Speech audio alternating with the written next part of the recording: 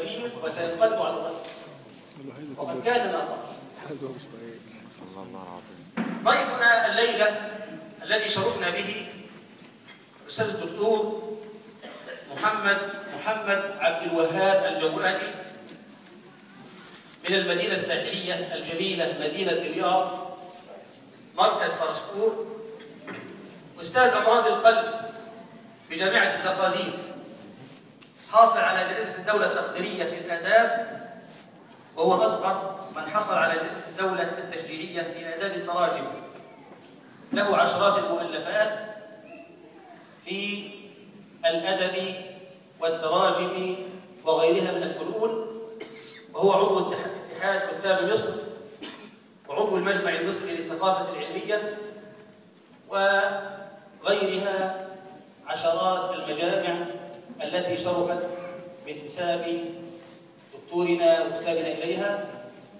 وأنا أقول لكم بكل صراحة، ليست قيمة الدكتور الجوادي فيما ذكرت فقط، لكن قيمته إنما ظهرت في الوقت الذي تقطعت فيه الرؤوس.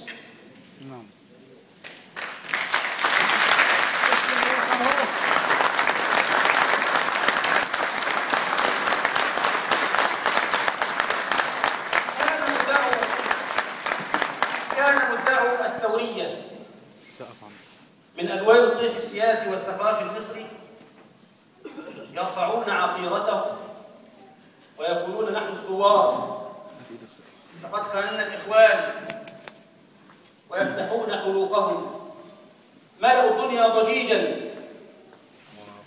لكنك لا تعرف أصحاب الهمم، لا تعرف الرجال حقا إلا إذا جد الجد وادلهمت الأمور، لا تعرف الرجال حقا إلا في الأزمات.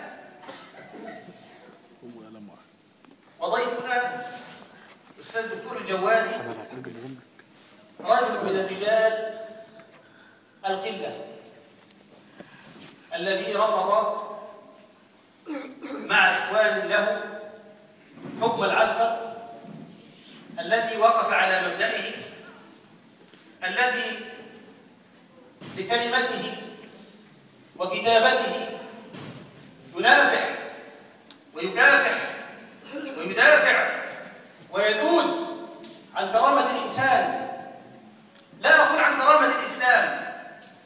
إن قضية مصر قبل أن تكون قضية إسلامية هي قضية إنسانية بالأساس، ولذلك فالانقلاب الذي حدث في مصر ليس انقلابا عسكريا فقط.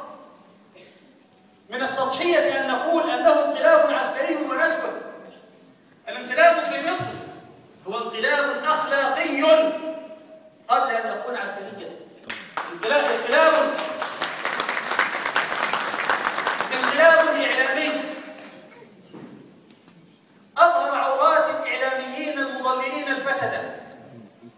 انقلاب قضائي أظهر الظالمين من القضاة الذين هم حصبوا جهنم إن شاء الله. أظهر الفاشلين من المسمون أو من المسمين بالليبراليين والتحرريين والديمقراطيين، أظهر عوراتهم الغليظة، فإذا بهم أصحاب نفوس وضيعة سافلة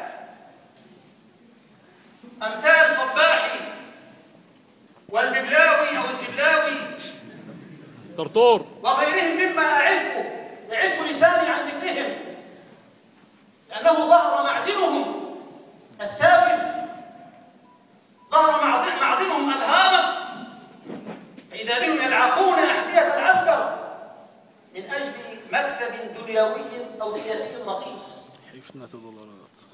فتحية للرجال في زمن قلة الرجال، وأعتذر عن هذه الكلمة، بل الرجال في مصر وفي بلادنا كثير. أعتذر عن الإطالة، ولكن في قلبي شيء لعل الدكتور الجوادي يعرج عليه في حديثه. لا أعتقد أبدا أن محنة الإخوان المسلمين في زمن جمال عبد الناصر كان لها نفس الزخم الشعبي الكبير الآن. كان الناس مغيبين، كان الناس يبحثون عن لقمة عيشهم،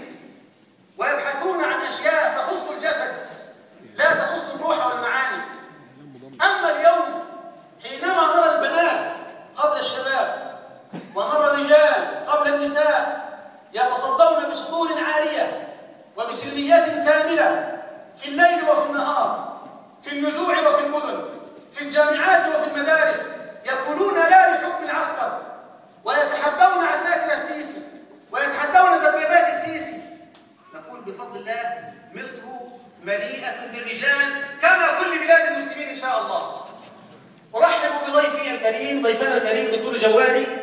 كنت طلبت منه أن يتفضل مستريحا يلقي كلمته وهو جالس، لكنه أصر أن يكون بين أيديكم، فليتفضل على بركة الله.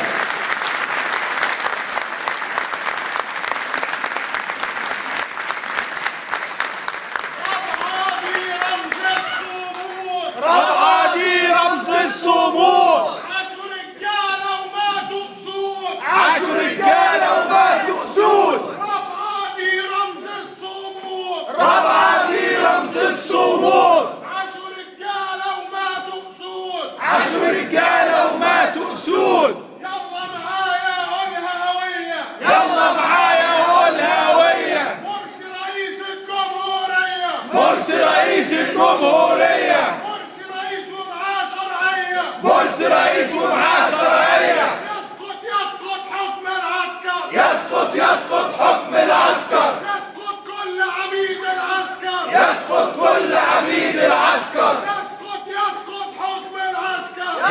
يسقط حكم العسكر. ثوار أحرار هنكمل المشوار. ثوار أحرار هنكمل المشوار. ثوار أحرار هنكمل المشوار.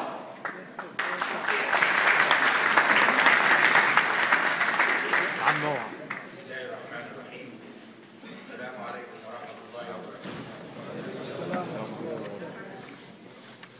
دعوني أستأذنكم في أن أدخل مباشرة إلى عدة موضوعات تحبون أن تسمعوا حقيقتها. الموضوع الأول هو أن الانقلاب كان معروفا أنه سيقع، وقبل الانقلاب ب10 أيام كنت في قناة مصر 25 في برنامج شهير سيأتي يوم 4/7. سيأتي يوم 4/7، وقلت هذا بالتحليل. سيأتي يوم 4/7، لكني أرجو ألا تقول فيه أي أم لإسلام، أي أم مسلمة لابنها ابكي كالنساء ملكا لم تحافظ عليه كالرجال. كنت أعلم تمام العلم أن الانقلاب قادم، وكان حديث أحد الذين شاركوا في وضع الدستور في مقابلة كنت أنا طرفا فيها وكان هو طرف آخر في قناة العربية قبلها ب10 أيام، وبعدها قابل أحد متحدثي الرئاسة وقال له بصوت أكاد أسمعه أو لا أكاد أسمعه حسب تخيله هو للصوت: خلاص تم الاتفاق مع رئيس الدستورية، يخرج مظاهرات، يحصل إعلان، يدعى الراجل